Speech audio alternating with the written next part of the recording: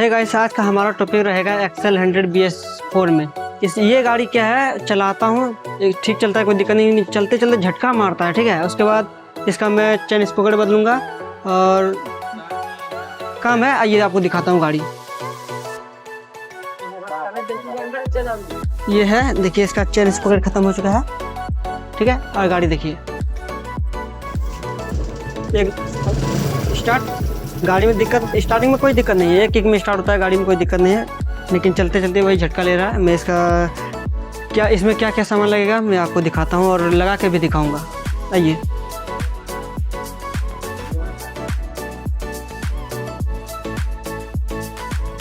इसका है XL100 का क्लच कटोरी, जो जिसे बोलते हैं हम। इसका ये ओरिजिनल है, 661 रुपया, और इसका पार्ट नंबर देख सकते हैं। और इसका एक क्लच शू भी है,